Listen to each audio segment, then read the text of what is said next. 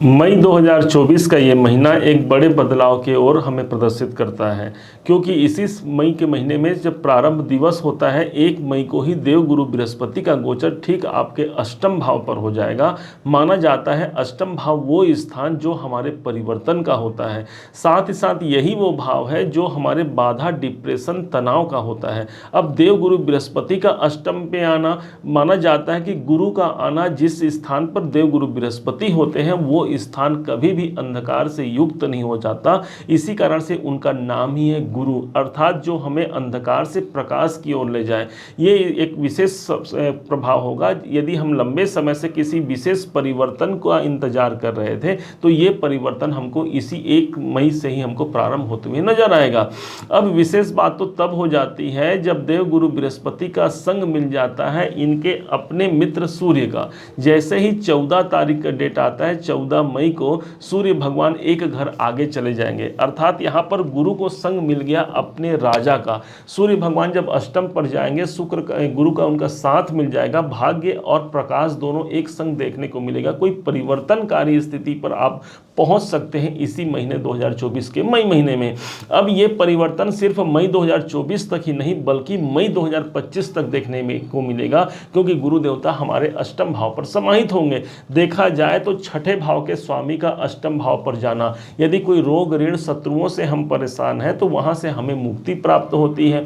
विशेष बात और हो जाती है जैसे ही 19 तारीख का डेट आता है, 19 मई को शुक्र देवता जो कि अभी सप्तम भाव पर चल रहे हैं, ये भी एक घर आगे चले जाएंगे। जैसे ही अष्टम भाव पर जाते हैं, शुक्र को धन का कारक माना गया है। भाई आपके अपने तुला राशि के स्वामी ही शुक्र देव बनते हैं। अब जब ये अष्टम भाव पर जाते हैं, कुछ टाइम के लिए आपको अपने स्वास्थ्य के प्रति सतर्क रहने की आवश्यकता होगी। अपने जो दैनिक दिनचर्या है उसमें आपको बदलाव करने की आवश्यकता होगी, क्योंकि अष्टम भाव बदलाव का होता है। अब विशेष बात तब होती है जब बुध देव जो कि स्वयं आपके योग कारक ग्रह बनते हैं, आपके भाग्य के स्वामी बनते हैं, 10 मई को यही एक घर आगे बढ़ जाएंगे, अर्थात ये पुनः फिर से आगे बढ़ते हुए सूर्य और शुक्र का साथ देंगे। अब जब भी हमारे भाग्य के स्वामी का सप्तम भाव पर आना भाग्य की प्रबलता को सिद्ध करता है। एक तरफ तो ये त्रिकोण के मालिक हो गए और दूसरे तरफ ये केंद्र पर उपस्थित हो गए। भाग्य का हमको साथ ही समय पर मिलेगा। दाम्पत्य जीवन या जीवन साथी या जीवन संगिनी के सपोर्ट के माध्यम से हम सफलता प्राप्त करेंगे, इस बात को हमेशा याद रखिएगा। ये बुध देवता 10 मई से लेकर के पूरे 31 मई तक आपके सप्तम भाव को छोड़ नहीं पाएंगे। अब यदि व्यापार के कारक ग्रहों में गिनती की जाए तो बुध की गिनती होती है, क्योंकि व्यापार के कारक ही होते हैं बुध। जब यही सप्तम भाव पर जाते हैं अर्थात व्यापार में एक नई जागृति देखने को मिलेगी। विवाह इत्यादि संबंध को फिक्स करा पाने में ये बुध आपका संग संग चलने वाला एक ग्रह बन सकता है।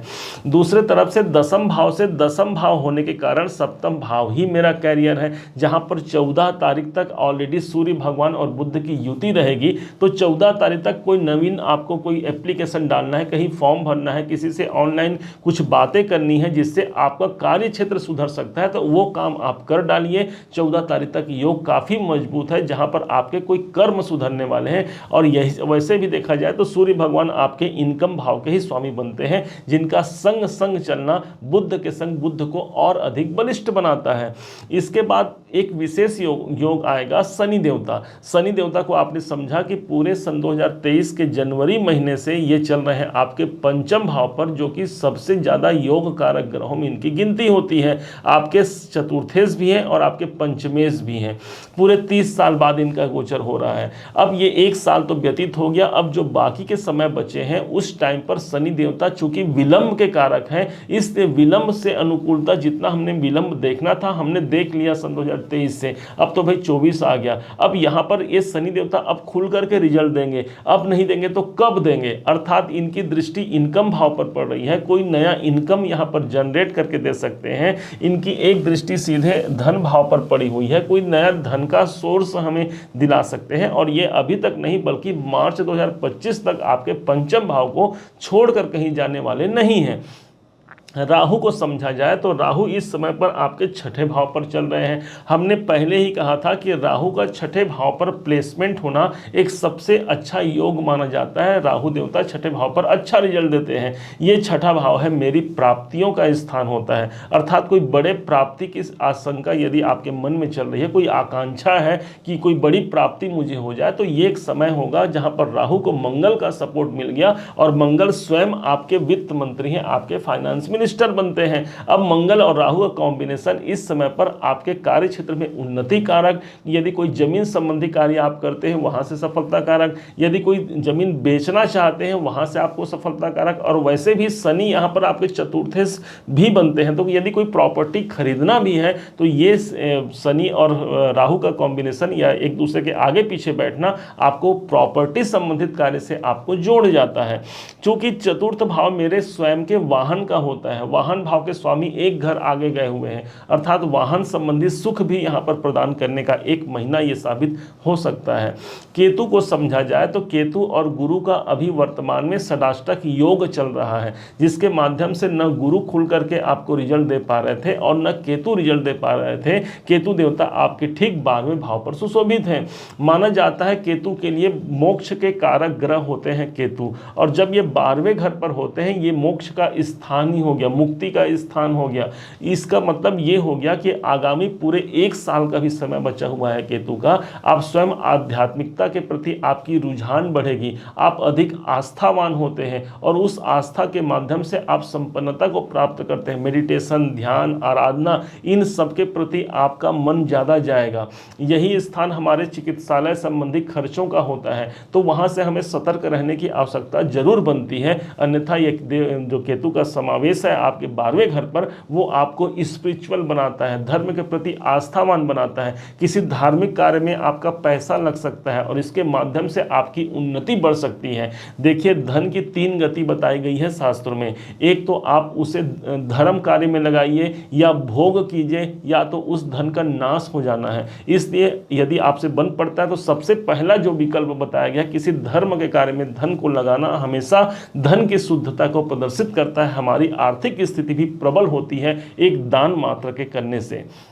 अब केतु और गुरु का षडाष्टक योग टूट गया, इसका मतलब क्या? तो गुरु अभी तक 7वें भाव पे चल रहे थे, यहाँ है गुरु मानिए, और यहाँ से इनकी जो दृष्टि, यहाँ से जो इनका संबंध 6ठे भाव पर केतु है और केतु से 8वें भाव पर गुरु विराजमान थे। अब ये षडाष्टक योग कम से कम 1 मई से ही ये टूट जा रहा है। इसका मतलब जो खर्चों को लेकर के हम परेशानी थी तो वहाँ से मुक्ति मिलेगी। यदि दाम्पत्य जीवन में कोई असंतोष था वहाँ से मुक्ति मिलेगी। यदि कोई बिजनेस, व्यापार, कर्म क्षेत्र में कोई रुकावट या बाधा का सामना हम कर रहे हैं तो वहाँ से भी हमें मुक्ति मिलेगी।